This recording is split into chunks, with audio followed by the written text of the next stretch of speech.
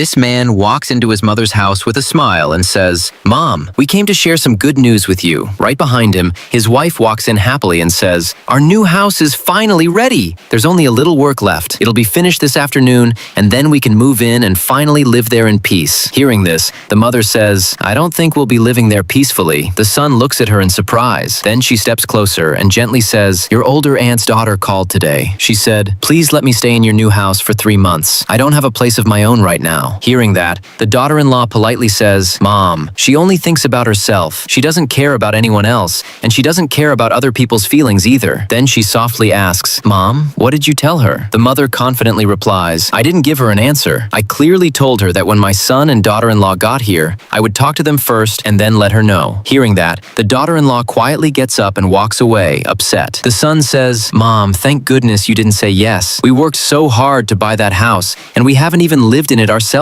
yet. How could we possibly give it to someone else?" Just then, there's a knock at the door. The mother quickly stands up, looking a little nervous, and says, "Son, your cousin is here. You talk to her. I don't want to say anything to her." The son says, "Okay, Mom, I'll talk to her." He gets up, opens the door, smiles, and says, "Cousin, you're here. Why did you bring so much stuff?" The cousin happily lifts up a basket of vegetables and says, "Here, Michael, these are fresh vegetables from home. Take them." And she practically forces the basket into his hands. Then she says, "Cousin, I already told your mom to let me stay in your house for 3 months. Hearing that, the mother quickly says, "Come in first. Have a seat." The cousin takes the basket and walks toward the mother with a smile. "Auntie, these are homegrown vegetables. I just picked them fresh from the field. You can cook them for dinner tonight." Meanwhile, Michael pulls up a chair and says, "Cousin, my mom told me you need a place to stay, but the house is brand new, and it hasn't even been cleaned yet. How would you stay there?" The cousin eagerly replies, "That's no problem. I'm not delicate like you. I can clean it myself. Don't worry about that. Just let me have the house." Michael turns serious and says, "Okay, cousin, I'll let you have the house, but Meng and I walk to work every day, and it's really hard on us. You have a car. Could you lend it to us for a few days?" The cousin immediately gets angry and says, "That's impossible. We paid $80,000 for that car, and we haven't even driven it much ourselves. We can't lend it to you." Michael gives a slight smile and says, "If you can't lend us your car, then why should we give you our house? If your belongings matter that much to you, then other people value their things the same way. The best thing you can do now is quietly leave." The cousin jumps up angrily and says, "How dare you say that to me? I'll make sure you pay for this." With that, she storms out. After she leaves, the mother says, "Son, you upset her." The son